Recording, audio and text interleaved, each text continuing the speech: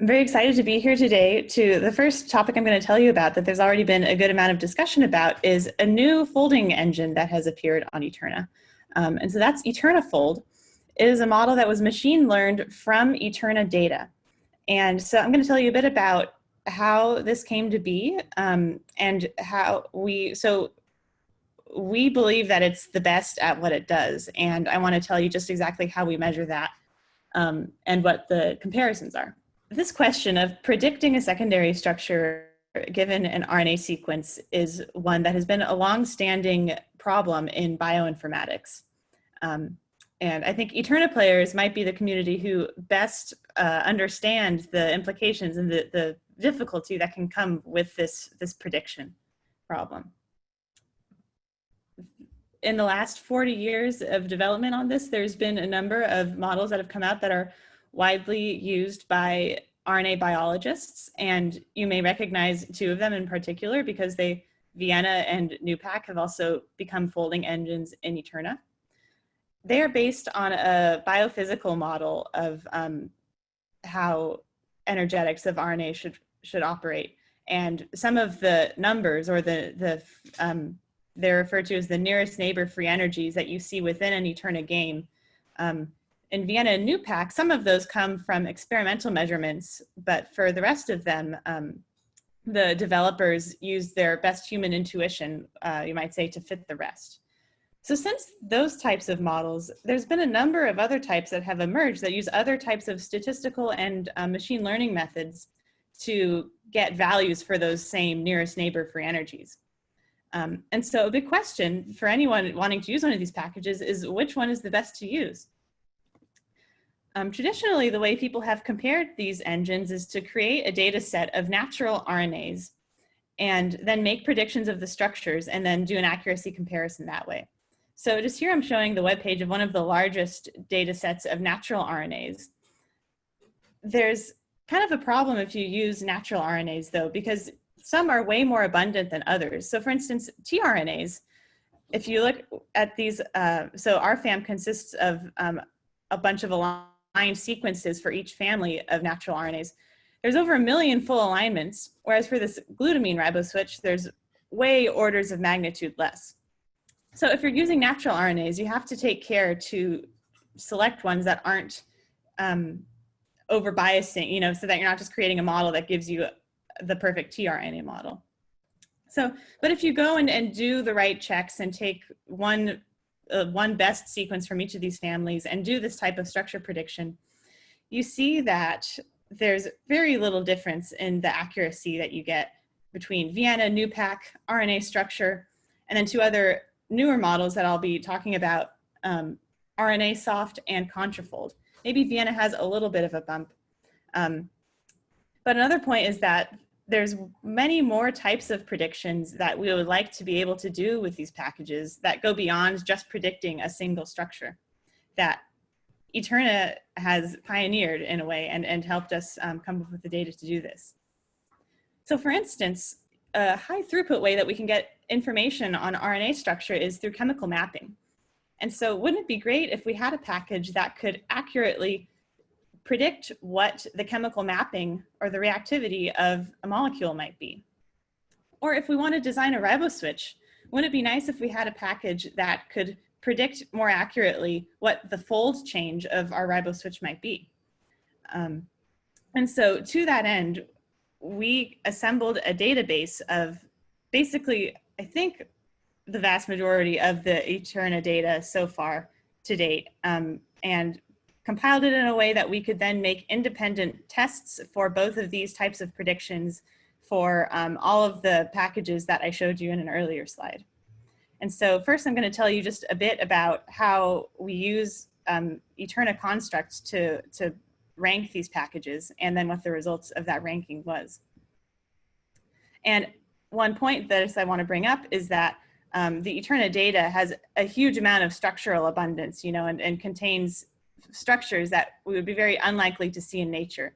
And so in this way, it allows us a nice control that packages that might statistically be trained on natural RNAs, again, aren't just learning how to make a tRNA. So the first task we used chemical mapping data to rank these packages. So here I'm showing the target structure from one of the first Cloud Lab challenges. This is Aries by Water on the Moon. And so here's two sequences submitted by Eterna players to fold into the structure, which, if I understand correctly, were both predicted in Vienna 1 to fold to this structure. And then the way that we use chemical mapping is we use a chemical reagent that selectively only modify, or for the most part, modifies nucleotides that are unpaired. And so then, as you're familiar with, we get out heat maps like this that give us the amount that each nucleotide was reacted in the chemical mapping experiment. And so for these two player sequences, we can then pull out the reactivity. And so then we see that for this top solution, because we see high reactivity in the loop regions and low reactivity in the stem regions, we infer that this one was folded correctly, but that for this solution where there was high reactivity throughout the whole structure, that it was misfolded. So there's an analogous prediction that these packages ought to be able to make. And that is, what is the total probability that any nucleotide is paired or unpaired? That should map somehow to the reactivity that we see. And so indeed, if we predict this unpaired probability, P unpaired in Vienna, we see that what Vienna predicts that for the same example data, it largely captures. So here I'm showing black is regions that should be 100% unpaired, and white is regions that should be 100% paired. And so it pretty much maps to what we see with the experiment. So if we try this with other of those packages, if we just first look at NUPAC and RNA structure, so again, these older, more widely used packages, they look pretty similar to Vienna. And then if we look at ContraFold or RNA-soft, the P unpaired predictions have a lot more intermediate values that match up with what the experimental data on the Eterna sequences showed us. So we can quantify this, this similarity that we see by eye through correlation measures. And then we can repeat this over all the data in the cloud labs. And what we found is over the 23 cloud labs that were run between 2013 to 2015, which each of is really great for statistics because we can really think of each individual experiment as a separate independent case. ContraFold had the highest correlation to the experimental data in 11 of the 23 independent data sets, and that was followed by RNA-soft. So this was really surprising to us that both of these models trained through new machine learning techniques did better than the Vienna and NUPAC, which we would think because the parameters, some of them were measured from experiment that and are so widely used. So this was a surprise to us. As an independent check, we also wanted to see how these packages ranked on predicting the fold change of riboswitches.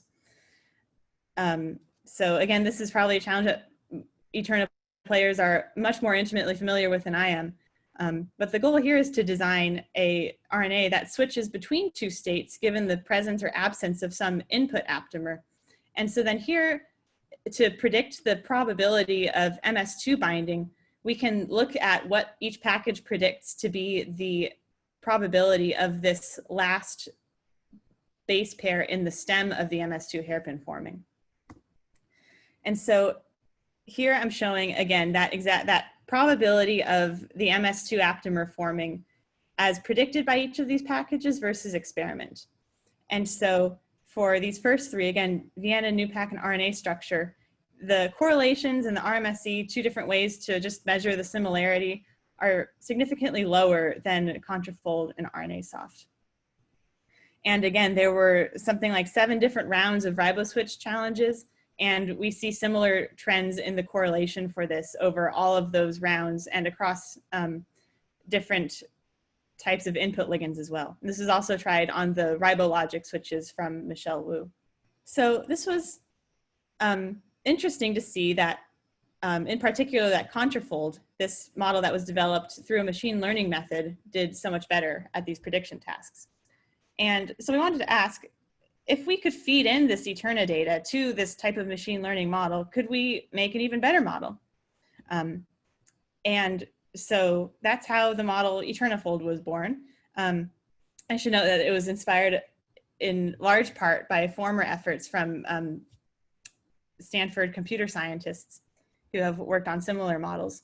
So basically, we're training a model, and it at the same time, it has to do three different things as it's being trained. It has to try to accurately predict the chemical mapping data, it has to try to accurately predict structures, and it has to try to accurately predict the riboswitches.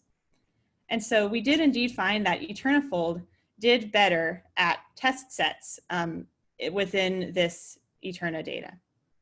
So it was great to see that it did better at the test sets. But something that we were interested to see is, can it do better at RNA molecules that it knows nothing about?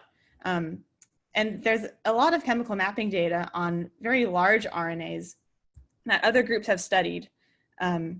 So we assembled a collection of chemical mapping data from viral genomes, from ribosomal RNA, from a number of other structured RNAs. And it was pretty amazing to see the first time I saw it that indeed EternaFold does have higher correlation to the chemical mapping data on these long thousands of nucleotides RNAs that it had never seen anything before. So this is very exciting to us. Oh, and so here I'm just showing a profiled window of the HIV genome. So this is looking at the correlation over windows of the genome. And so it's showing that over the entire thing, some in more places than in others, but that EternaFold does have higher correlation. Here's a second construct, which is a virus that is under consideration for use in RNA vaccines. And again, EternaFold has higher correlation to the chemical mapping data. So in conclusion, the data that has come out of the Eterna project has made it possible to train a secondary structure model that not only has the highest predictive power of the packages that we know of for these Eterna bench data sets, but also on completely independent tests of viruses and vaccines.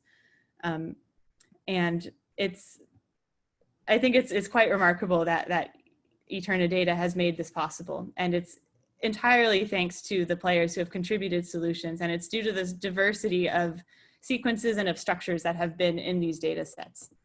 And so there's still more that Eterna players can do to help continue to improve secondary structure prediction.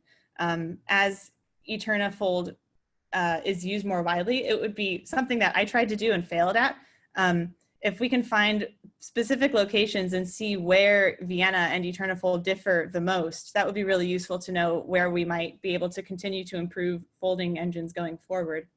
And all the data that continues to be made on Eterna, well, eventually we can use this model to then train a new, at some point, an EternaFold version 2. So if we can just keep creating new and more diverse sequences and try to push the limits of what we can do, Eterna players will continue to have a huge impact on this field of structure prediction. Thank you, Hannah. Thank you. There are some questions, so I'll read them to you. Board says, I hadn't considered this, but in 2 rounds of the Eterna data, the correlation of EternaFold does better overall, but the global correlation is like 30 to 40%. Why is this? Why is that the case? So in large, a predictor of the correlation of all of the packages was the quality of the experimental data. Yeah, so for some of these rounds that overall all of them had low, it was most likely due to there being more noise in the experimental data. Okay, thank you. Jill Townley asks, is EternaFold completely based on data training, or does it still take biophysics nearest neighbor into account in some way?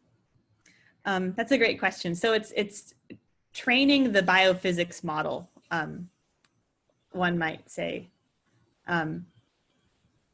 So there still are nearest neighbor energies that we can get out. And so if you look at the EternaFold engine, those are displayed in the game now as well. Okay, great. Jamie Kate from Berkeley. Welcome, Jamie. Thank you for attending. He asked, what about trying folding in stages in the 5' to 3' direction? So that's actually what I did for prediction for these long viral genomes. I tried, like others in the literature do, I tried windowed folding, and I did not see change, a robust change in the correlations depending on the size of the window. And I hope that, I don't know if that answers your question, but it's certainly I think it's a open question what the best way to predict for longer RNAs is. Okay, board asks, a second question I have is that the duplex energies for the biophysical models don't have a 5' to 3' bias, but the derived NNFE parameters for contrafold and EternaFold have this. Why is that the case? Don't have a 5, but they, I would love to know more about what a 5' to 3' bias in the contrafold Eterna. I'm not aware of that, Boris. Can you elaborate more, maybe? So if you were to look at the duplex energies in Eterna as derived for contrafold and EternaFold, depending on the whether or not the base pair is on the 5' or the 3' like direction, so like GA and then it'd be EC, if that is going 5' or 3', the derived free energy parameters for that duplex are different compared to the biophysical models, where I imagine it's probably averaged out over the course of the melting experiments. Do you have any thoughts on that? I'm afraid I still am not visualizing what you're saying. There was kind of a mapping, so it's not quite the same structure as the Vienna model for where these nearest neighbor energies come from that Andy Watkins and I puzzled through. So that might be there's slightly different energetic terms Right. in contrafold, and yeah.